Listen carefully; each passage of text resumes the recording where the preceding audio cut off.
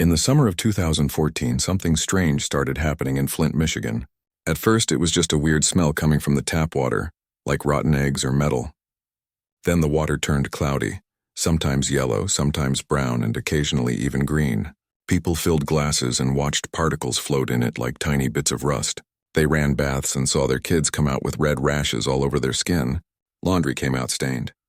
Dishes looked dirty no matter how many times they were washed. Nobody knew exactly what was wrong, but everyone knew it wasn't right. For years, Flint had gotten its water from Detroit, which pulled clean, treated water from Lake Huron. But the city was broke, deep in financial trouble, and state-appointed emergency managers were looking for ways to cut costs. So they made a decision.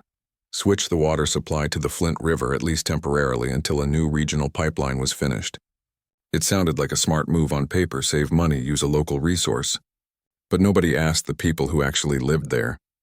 Nobody tested the river water properly, and nobody thought much about what might happen if things went wrong. The switch happened on April 25, 2014. Within days, complaints poured in. Residents called City Hall. They showed up at community meetings holding jars of murky water. They described how their hair fell out after washing it, how their eyes burned in the shower, how their pets refused to drink from the bowl. Some families stopped using tap water altogether, buying bottled water for everything, even brushing their teeth. But not everyone could afford that. For many, especially those on fixed incomes or raising kids alone, bottled water was a luxury they couldn't keep up with. Still, officials kept saying the same thing. The water meets all safety standards. There's nothing to worry about. You're overreacting. That only made people more frustrated. They weren't asking for fancy upgrades or special treatment. They just wanted water that wouldn't make them sick. They stood in front of cameras, voices shaking, holding up photos of their children's rashes or test results showing high levels of lead. They begged, literally begged, for someone in charge to listen, but the system didn't listen. Emails later revealed that state environmental staff knew the water was corrosive. They knew it could eat away at old pipes and pull dangerous metals into people's homes. Yet they did nothing. Worse, they dismissed the concerns as hysteria, or blamed residents for not maintaining their own plumbing. One mother remembered filling a baby bottle with tap water, only to watch it turn orange by morning. She threw it out, terrified. Another family stopped cooking with tap water after their toddler got a fever that wouldn't break. Doctors couldn't explain it, until they started asking about the water. People began testing their own water with home kits. Some sent samples to universities. When results came back showing lead levels far above the legal limit, they took them straight to the mayor's office. They were told the tests must be wrong, or that their homes were the problem, not the city's supply. But it wasn't just one house. It was block after block, neighborhood after neighborhood. The problem was everywhere. What made it even harder was that Flint was already struggling. Factories had closed decades ago. Jobs were scarce. Many families were one missed paycheck away from disaster. Now, on top of everything else, they couldn't even trust the water coming out of their faucets. Kids drank it at school. Elders used it to take their medicine. Everyone was exposed, and still no help came. At night, some residents would sit at their kitchen tables staring at the tap, wondering if today was the day they'd finally get answers. They'd whisper to each other, "How can this be happening in America?" They weren't in a war zone. They weren't in a third world country. This was their hometown, a place that once built cars for the whole world, and now they couldn't even boil water to make it safe. Because boiling didn't help. In fact, it made things worse. Boiling kills bacteria, but it doesn't remove lead or chemicals. If anything, it concentrates them. So families were stuck. Use the tap and risk poisoning or spend money they didn't have on bottled water. Some started driving miles to churches or community centers that handed out free cases of water. Lines wrapped around the block. Volunteers worked until their backs ached, loading trunks and tricycles with plastic jugs. But it wasn't enough. Not even close. Meanwhile, city officials held press conferences with calm smiles, repeating that everything was under control. State agencies issued reports full of technical jargon that meant nothing to ordinary people. Disinfection byproducts within acceptable parameters. No immediate public health threat. Words that sounded official but felt hollow when your child was vomiting or your skin was peeling. The truth was, Nobody in power wanted to admit they'd made a mistake. Admitting fault would mean spending millions to fix it. It would mean lawsuits. It would mean accountability. So instead, they looked away. And the people of Flint kept begging. They wrote letters. They made phone calls. They showed up at government buildings with signs that read, "Clean water is a human right," and "My baby deserves safe water." They cried in front of microphones, not for sympathy, but because they were exhausted. Exhausted from fighting a system that treated their suffering like an inconvenience. What they didn't know yet was that the damage was already done. Lead doesn't leave the body easily. Once it's in, especially in children, it settles into bones and brains, affecting learning, behavior, even future earning potential. The harm wasn't just happening now, it would echo for decades. But in those early months, all they knew was this. The water was poison, and no one cared enough to stop it. They pleaded. They documented. They warned. And still, the reply from those in charge was silence, or worse, denial. It was as if the city, the state, the entire structure meant to protect them had turned into something cold and unfeeling. Not a monster with claws or fangs, but something far more terrifying. A system that saw human lives as numbers on a balance sheet, and decided they weren't worth the cost of fixing. And so, with every passing day, the gap between the people and the powers that governed them grew wider. Trust eroded faster than the pipes. Hope began to fade, but not completely. Because even in the darkest moments, people in Flint kept showing up. For each other, for their kids, for the truth. They didn't have fancy titles or big offices, but they had something stronger. The stubborn belief that they deserved better. They just didn't know yet that the monsters they were up against wouldn't answer with mercy. They'd answer with more silence, more delays, more excuses, until the whole world finally forced them to look. Months passed and the water didn't get better, it got worse. What started as a strange smell and odd color had turned into something far more serious. People weren't just complaining about bad taste anymore. They were getting sick. Really sick. Doctors in local clinics began noticing something alarming. More kids coming in with stomach pain, fatigue, and mysterious rashes. Some children couldn't focus in school. Teachers said they seemed slower, quieter, like a fog had settled over them. At first, no one connected it to the water. But then a few nurses started asking the same question. "Has your water changed lately?" And almost every time the answer was yes. One pediatrician, tired of seeing the same symptoms over and over, decided to dig deeper. She reached out to researchers at a university who agreed to test blood samples from Flint children. When the results came back, they were shocking. Lead levels, dangerously high.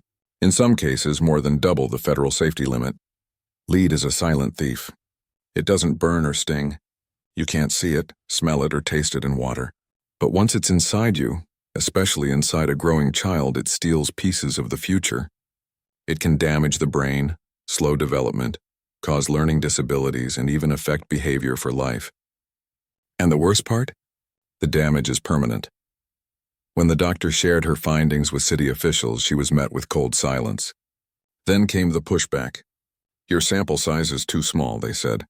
"Correlation isn't causation." They suggested maybe the kids had been exposed to lead paint in old houses, a common issue in older cities, but ignored the fact that blood lead levels had stayed steady for years, until the water switch. Meanwhile, residents kept raising their voices. They showed up at every public meeting, holding bottles of brown water like evidence in a crime no one would investigate. They filmed videos of themselves running taps showing orange sludge pouring out. They posted photos of their kids' medical reports online, not for pity, but as proof that something was terribly wrong. But instead of help, they got bureaucracy. Endless forms, endless waiting. Calls that went unanswered, emails that vanished into digital voids. When they did get a response, it was often robotic. "Your concern has been noted." Or worse, "We've tested the water at the treatment plant, and it's within compliance." That was the cruelest part. The water might have been safe when it left the plant, but by the time it traveled through Flint's aging, corroded pipes, it had picked up poisons along the way. The system was testing the wrong thing, in the wrong place, and calling it good enough. Then came the Legionnaire's disease outbreak. At first it seemed unrelated, just a bad flu season. But people kept dying, 6, then 8, then 10 deaths. Dozens hospitalized with high fevers, pneumonia-like symptoms, and organs failing. Health officials finally admitted it was Legionnaires, a severe type of pneumonia caused by bacteria that thrive in warm, stagnant water like in poorly treated water systems. Suddenly, the crisis wasn't just about dirty water. It was about people dying. Families who lost loved ones asked simple questions. Could this have been prevented? Did the water switch cause this? But again, the answer was deflection. Officials blamed everything: the weather, the hospitals, even the victims themselves. No one took responsibility. By now, the community was exhausted. Parents were spending hours each day boiling water, even though it didn't help. Driving to distribution centers, washing clothes in laundromats outside the city. Kids carried backpacks filled with bottled water to school. Grandparents on fixed incomes chose between buying medicine and buying water. And still, the message from those in charge was clear. This isn't our problem. But something was changing. Outside of Flint, people were starting to pay attention. A few reporters dug into public records and found internal emails. Emails where state employees joked about the complaints, called residents anti-everything, and admitted they knew the water was corrosive but did nothing. One email even said, "I'm not so sure these folks are all that concerned about the water." When those emails leaked, the outrage spread. National news picked it up. Celebrities spoke out. Scientists offered free testing. A group of professors from a nearby university came to Flint with testing kits and knocked on doors, offering to check water for free. Within weeks, they confirmed what residents had been saying all along. Lead levels in some homes were off the charts, higher than in war zones. Yet even then, state officials doubled down. They attacked the researchers' credibility, said their methods were flawed, tried to discredit the data. It was as if admitting the truth would be more dangerous than letting people get poisoned. Families watched all this unfold with a mix of fury and heartbreak. They weren't asking for fame or money. They just wanted someone, anyone, to say, "You're right. We messed up. We'll fix it." But instead they were treated like troublemakers, like they were making things up for attention. One grandmother, who'd raised 3 grandchildren after their parents passed away, sat on her porch one evening, holding a glass of bottled water. She said quietly, "I used to tell my grandkids America was the land of fairness. Now I don't know what to tell them." That feeling of betrayal ran deep. This wasn't just a plumbing problem. It was a failure of basic human decency. A system that was supposed to protect the most vulnerable had turned its back on them. And the more they begged for mercy, the more they were ignored. The monsters weren't hiding in shadows. They were in office buildings, signing memos, attending meetings, choosing budgets over babies. They didn't roar or growl. They just stayed silent, or worse, lied with calm voices and clean suits. But in the neighborhoods of Flint, something else was growing alongside the fear: determination. People started organizing. They formed neighborhood watch groups, not for crime, but for water safety. They shared filters, taught each other how to flush pipes, and kept detailed logs of every symptom, every test, every broken promise. They knew no one was coming to save them, so they decided to save each other, and slowly their voices, once dismissed as noise, began to echo beyond city limits. Strangers in other states sent cases of water. Churches held donation drives. Students wrote letters to governors. The world was starting to hear what Flint had been screaming for over a year. But for the families living it, time wasn't a luxury. Every day the water flowed meant more lead entering tiny bodies, more trust eroding, more futures at risk. They weren't just fighting for clean water anymore. They were fighting to be seen as human beings who mattered, whose pain deserved more than a shrug and a press release. And though the monsters of the system hadn't replied with mercy yet, they were starting to realize the people they'd ignored weren't going away. They were getting louder, stronger, and they wouldn't stop until someone finally listened. The breaking point didn't come with a siren or a headline. It came quietly in a university lab on a sheet of paper that changed everything. A team of researchers, tired of watching families suffer while officials denied the truth, took water samples from hundreds of Flint homes. They tested them carefully, double-checked their work, and then published the results for the world to see. The numbers were undeniable. Lead levels in Flint's tap water were not just high, they were catastrophic. In some homes, they were over 100 times the federal safety limit. This time, the data couldn't be ignored. News outlets that had barely mentioned Flint before suddenly sent reporters. Cameras rolled as residents held up rust-colored water next to the official reports. National TV showed kids who couldn't read at grade level, doctors explaining how lead exposure rewires young brains, and elders crying as they described washing their faces with bottled water just to feel clean. The story was no longer local, it was a national scandal. And finally, after more than a year of begging, someone in power blinked. In October 2015, 18 long months after the switch, a state health official stood at a podium and admitted what everyone in Flint already knew. The water was unsafe. Lead was in the pipes. Lead was in the blood of children. And yes, the switch to the Flint River had caused it. But here's the cruel twist: the admission didn't bring relief. It brought more pain, because now the truth was out, and with it came the weight of what had been lost. Parents sat at kitchen tables staring at their kids, wondering what damage had already been done. Would their child struggle in school forever? Would they have trouble holding a job? Would they even understand why? There were no easy answers, only fear and guilt, even though none of it was their fault. And the help that finally arrived felt too little, too late. Bottled water started showing up in schools and community centers, but distribution was chaotic. Some neighborhoods got cases weekly, others waited weeks between deliveries. Filters were handed out, but many people didn't know how to install them, or didn't trust that they'd even work. Meanwhile, the pipes under the streets were still corroding, still leaching poison every time someone turned on a faucet. Worse, the system that had failed them now acted like it was doing them a favor. Officials held press conferences talking about progress and solutions, but rarely looked residents in the eye. They spoke in calm, polished tones while families were still boiling water they knew was unsafe.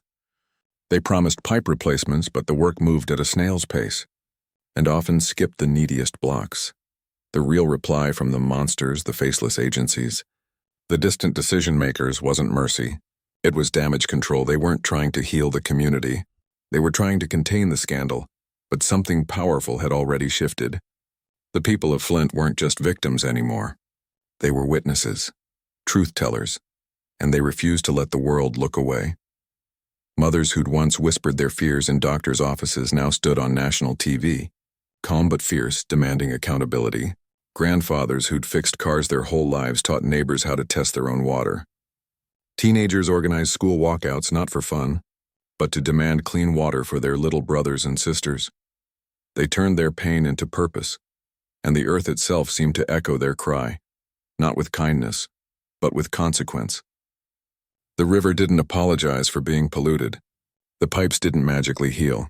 The lead didn't vanish from children's blood. Nature doesn't do mercy.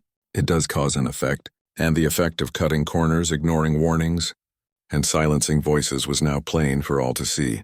A poisoned city, a broken trust, and a generation marked by something they never chose.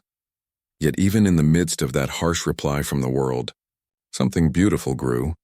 Neighbors who'd never spoken before started checking on each other. You got water this week? Need help changing your filter? People shared rides to distribution centers. Churches became hubs of support, not just for food and water, but for hugs, for listening, for reminding each other, you're not crazy. This really happened. In one neighborhood, a group of kids started a garden not because they wanted to, but because they couldn't trust the soil near their homes. They hauled in clean dirt, planted tomatoes and beans in raised beds, and learned that if the earth around them was tainted, they'd grow something pure anyway. That became the quiet rebellion of Flint. Not waiting for permission to heal, but healing anyway.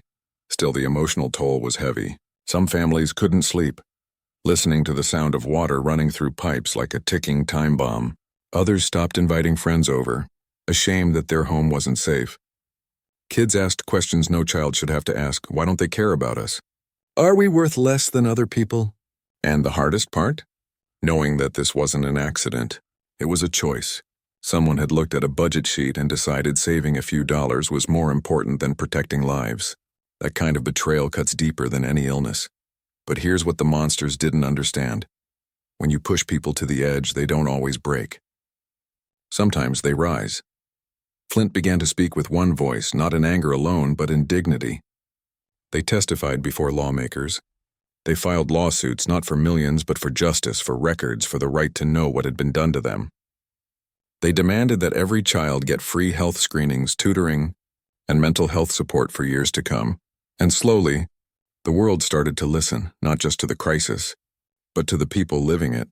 Scientists came not just to test water, but to ask, what do you need?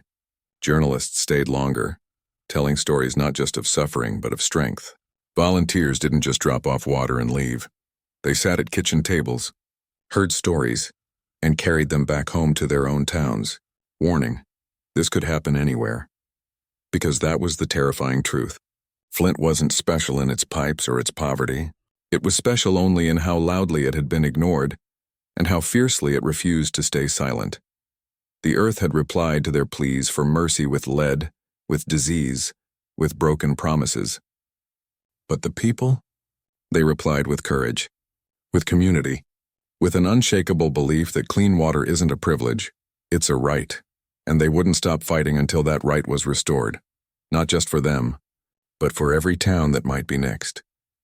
The monsters thought silence would bury the truth. But in Flint, the truth grew roots and started to bloom. Years went by and the headlines about Flint started to fade. The news trucks rolled out. The politicians made their speeches and moved on to the next crisis. But for the people who lived there, the crisis never really ended. It just changed shape. The bottled water delivery slowed down. The emergency alert stopped. On paper, things looked better. Officials announced that lead levels were declining. They celebrated milestones like 50% of lead pipes replaced or federal funds secured. But in the neighborhoods, the reality was messier, quieter, and far more personal. Because you can't unpoison a child. Families watched their kids grow up carrying invisible wounds. A 10-year-old who struggled to read, not because they weren't smart, but because their brain had been exposed to toxins during the most critical years of development. A teenager with sudden bursts of anger or deep sadness, symptoms doctors now linked to early lead exposure. Parents sat in school meetings fighting for extra help only to be told, "We don't have the resources." The damage wasn't just in the water anymore, it was in report cards, in therapy sessions, in the way some kids looked at the world like it had already failed them, and the trust. That was gone. Even after filters were installed and new pipes laid, many families still wouldn't use tap water, not for cooking, not for brushing teeth, not even for watering plants. The fear had settled deep like rust in old metal. Some kept stacks of bottled water in their basements like emergency rations. Others installed expensive filtration systems they could barely afford, just to feel a little safer. But safety wasn't just about water anymore. It was about belief. Could they ever believe again that the people in charge would protect them? The answer for most was no. And that changed everything. People stopped waiting for permission or promises. They started taking care of each other in ways big and small. Community centers turned into resource hubs, not just for water, but for tutoring, mental health support, and legal advice. Retired teachers volunteered after school to help kids catch up. Nurses held free clinics to monitor blood levels, not because the system asked them to, but because they knew no one else would. In one part of town, neighbors pooled money to buy a water testing kit they shared like a library book. Before anyone did laundry or made soup, they'd test first. It wasn't perfect, but it was control. And after years of feeling powerless, even a little control meant everything. Meanwhile, the legal battles dragged on. Lawsuits were filed against state agencies, engineering firms, even the governor's office. But justice moved slowly, if it moved at all. Some officials were charged, but many cases were dropped or delayed for years. Fines were paid, but not to the families. Settlements were announced, but the money often went to city repairs, not to the children who'd been harmed. It felt like the system was still protecting itself, not the people. Yet, something powerful had taken root in that broken ground, a new kind of leadership. It didn't come from city hall or state capitals. It came from kitchens, from church basements, from young people who'd grown up during the crisis and refused to let it define them without fighting back. Teens who'd once carried bottled water to school were now speaking at city council meetings, demanding transparency. Grandparents who'd lost loved ones to Legionnaire's disease became advocates, pushing for better public health laws across the state. They weren't waiting for heroes. They became them. One of the most hopeful signs was in the schools. Teachers, many of whom lived in Flint themselves, started weaving lessons about water safety, environmental justice, and civic action into their classrooms. Kids learned how to read water bills, test pH levels, and write letters to lawmakers. They weren't just learning science, they were learning how to protect their future. And in their own way, they were healing. But healing wasn't linear. Some days were good: community cookouts, cleanup drives, murals painted on boarded-up buildings with messages like, "We are still here." Other days, a child would get sick, or a pipe would leak brown water again, and the old fear would rush back like a wave. The emotional toll was real. Therapists reported high rates of anxiety, especially among parents who carried guilt they didn't deserve. "If only I'd known sooner," they'd say. "If only I'd fought harder." But others pushed back. "We did the best we could with what we had. Now we keep going for them." And they did. Gardens sprouted in empty lots, not just for food, but as symbols of renewal. Artists painted portraits of children holding water jugs, turning pain into beauty. Local musicians wrote songs about resilience, played at block parties where neighbors danced like they were reclaiming joy. Flint wasn't fixed, but it was alive. What made it different from the early days was this: people no longer begged for mercy. They demanded respect. They knew their voices mattered, not because officials said so, but because they'd proven it again and again, and they kept their eyes open. Because they'd learned a hard lesson. Disasters like this don't happen in a vacuum.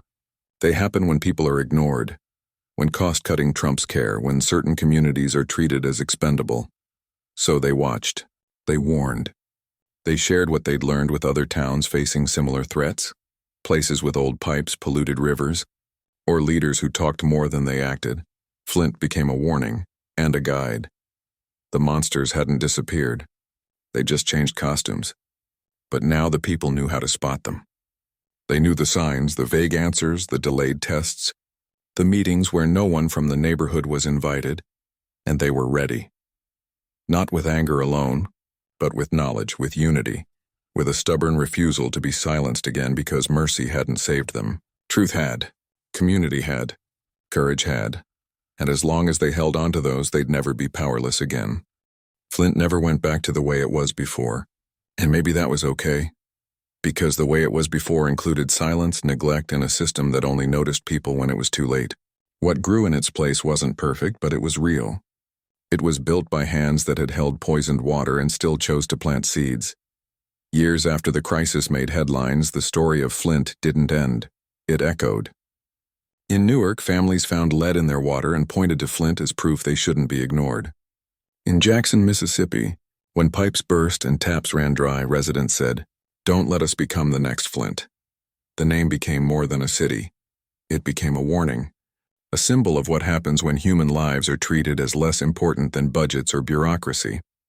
But in Flint itself, people weren't just symbols. They were neighbors, teachers, grandparents, kids growing up with a story they never asked for but now carried like a torch. And instead of hiding from it, many chose to use it to light the way for others.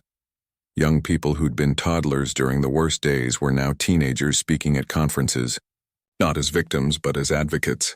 They didn't just talk about lead levels. They talked about fairness, about how clean water shouldn't depend on your zip code. They stood in front of lawmakers and said, "Don't make our mistakes someone else's reality." Their voices were calm, clear, and impossible to ignore, not because they shouted, but because they spoke from lived truth. Community centers that once handed out bottled water now ran youth programs teaching kids how to test soil, read public records, and organize peaceful campaigns. Elders who'd watched factories leave and jobs disappear now mentored teens on how to hold power accountable, without losing hope. The pain hadn't vanished, but it had purpose, and slowly trust began to rebuild, not in the system, but in each other. People still checked their water. They still asked questions, but they also celebrated. Block parties returned louder and prouder than before. Murals covered boarded-up buildings, some showing children holding blue water jugs, others showing roots growing through cracked pipes, turning poison into life. Local artists turned rusted metal into sculptures. Musicians wrote songs that didn't just mourn the past, but honored the strength it took to keep going. One of the most powerful changes was in how people saw themselves. They weren't just survivors, they were protectors. When a new development project was proposed, residents showed up at meetings not with anger, but with data, with questions, with unity.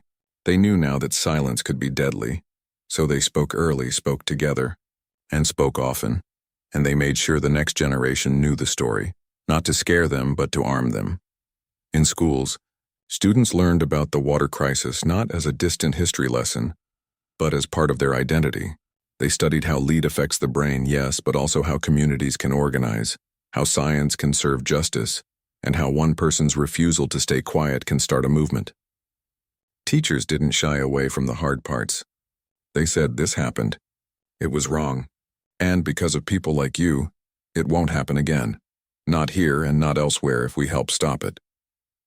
Meanwhile, the legal and political battles continued, but with a new tone. Lawsuits now included demands for long-term health monitoring, free educational support, and mental health services for every child exposed. Advocates pushed for laws that required immediate public notification whenever water safety was in doubt. No more waiting months while people got sick. Some victories were small. A state rule changed. A funding bill passed. A pipe replacement schedule sped up. Others were deeper. A shift in how officials talked to communities, not down to them, but with them. But the biggest victory wasn't in policy. It was in mindset. People in Flint no longer waited for someone to save them. They saved each other. They shared filters, tested each other's water, drove neighbors to clinics, and made sure no one faced the system alone. That kind of care couldn't be measured in lead parts per billion, but it healed in ways numbers never could. And the world kept watching, not with pity, but with respect. Scientists came not just to study the water, but to learn from the community's resilience. Journalists returned not for tragedy, but for truth. Stories of gardens growing in reclaimed lots, of teens teaching water safety to younger kids, of elders leading healing circles. Flint became a case study not just in failure, but in recovery led by the people who lived it. Of course, scars remained. Some children still struggled in school. Some families still couldn't bring themselves to drink from the tap. Some nights the memory of those early days, of rashes, of fear, of being told you're imagining it, still brought tears. But those scars weren't signs of weakness. They were proof of survival, and in time, the plea for mercy that once echoed through empty halls and ignored phone lines transformed into something stronger, a demand for dignity. Because mercy is something you beg for. Dignity is something you claim. The monsters, the faceless systems, the cost-cutting decisions, the silence of those in power, had replied with poison, delay, and denial. But the people replied with truth, with unity, with an unbreakable belief that their lives mattered. And in the end, that reply was louder. Today, if you walk through Flint, you'll see signs of both struggle and strength. You'll see construction crews replacing old pipes. You'll see kids playing in parks with clean water fountains. You'll hear conversations about health, justice, and community, not with despair, but with determination. Flint didn't get a happy ending. Life rarely works that way, but it got something more honest. A continuing story of people who refused to be erased, who turned pain into purpose, and who taught the world that even when the earth seems to answer with cruelty, humanity can still answer with courage, and that's a story worth telling. Not just in Flint, but everywhere people are told to stay quiet, because the real monsters aren't in the water. They're in the choices we make or fail to make about who we protect, who we listen to, and whose lives we treat as precious. Flint learned that the hard way, but thanks to the people who never stopped speaking, the rest of us might not have to.